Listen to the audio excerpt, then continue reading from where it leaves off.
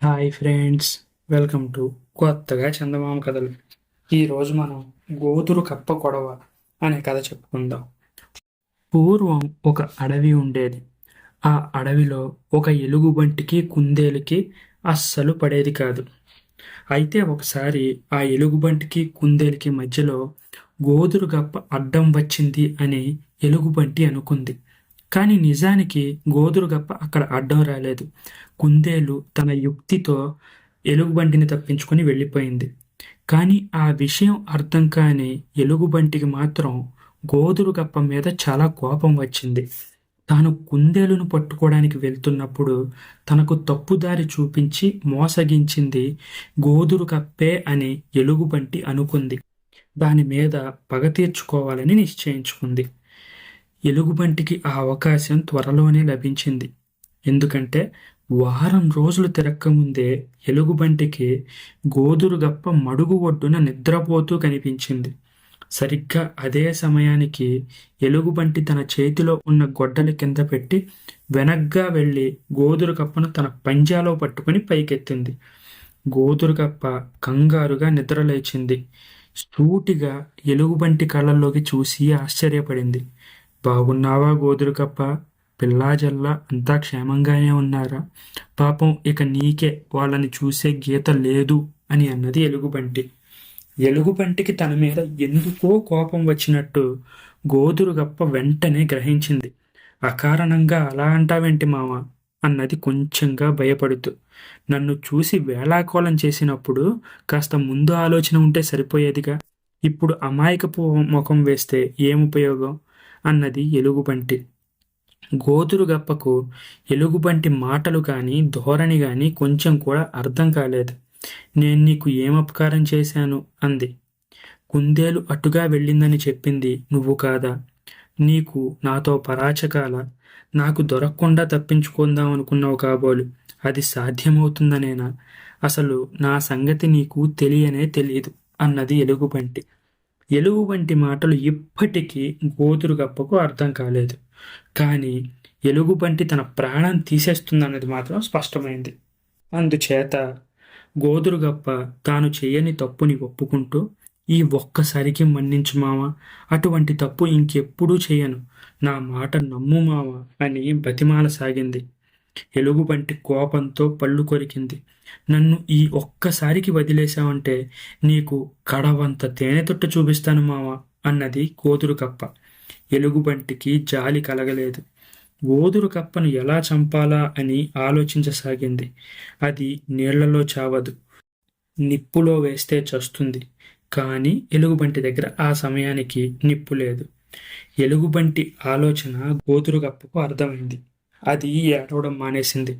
మామ, నన్ను ఎలాగో చంపాలనుకున్నావు కాబట్టి నేను కోరిన విధంగా చంపు.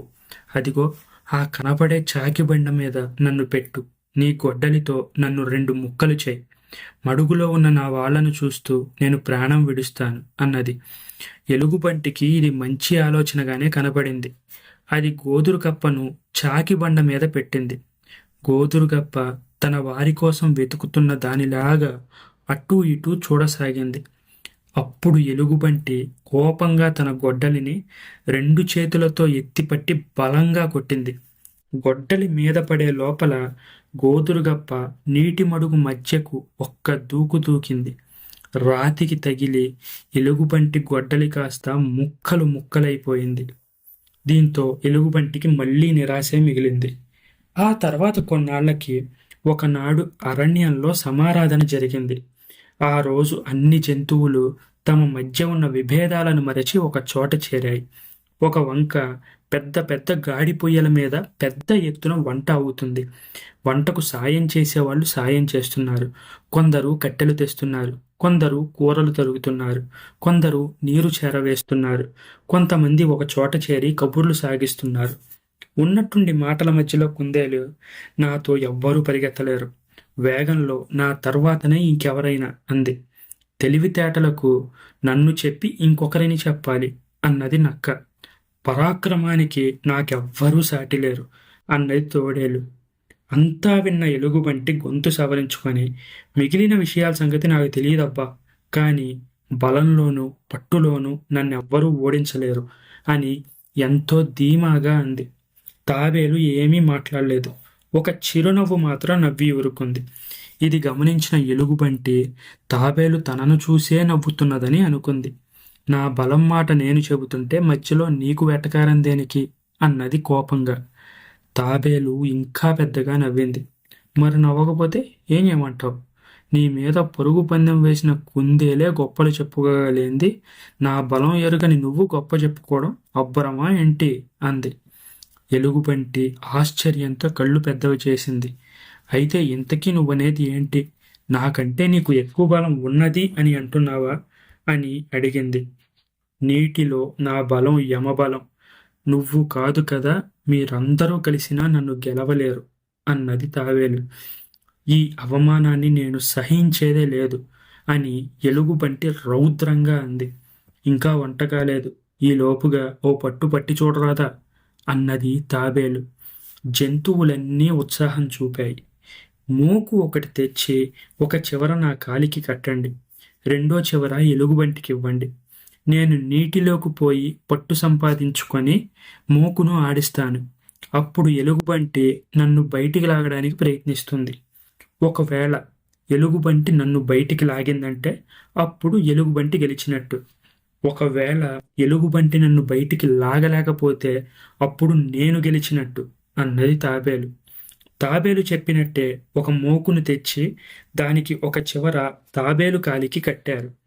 తాబేలు మడుగులో ప్రవేశించి వెంటనే తన కాలికి కట్టి ఉన్న మోకును విప్పేసింది. దగ్గరలో ఉన్న ఒక మర్రి చెట్టు వేరుకు ఆ మోకును గట్టిగా బిగించి కట్టింది. బాగా గట్టిగా బిగిసిందనుకున్నాక మోకుని పట్టుకుని ఊపింది. సరిగ్గా అదే సమయానికి బయట ఉన్న ఎలుగుబంటి ఒక చేత్తో మోకును పట్టుకు లాగింది. మోకు బిగుసుకుంటుంది గాని కదలడం లేదు. రెండు చేతులు పట్టి లాగింది. లాభం లేకపోయింది. మోకును వీపు మీదగా వేసుకుని లాగింది. ఎలుగుబంటికి చేతులు రెండూ దూక్కుపోయాయి. భుజం ఉరుసుకుపోయింది. ముచ్చెమటలు పోశాయి. కానీ తాబేలు మాత్రం బయటికి రాలేదు. చివరికి ఎలుగుబంటి సొమ్మసిల్లి చతికిల పడింది. మోకు సడలడం గమనించి తాబేలు మోకును తిరిగి తన కాలికి కట్టుకుని మడుగులో నుంచి బయటికి వచ్చింది. అమ్మో, ఏదో అనుకున్నాను.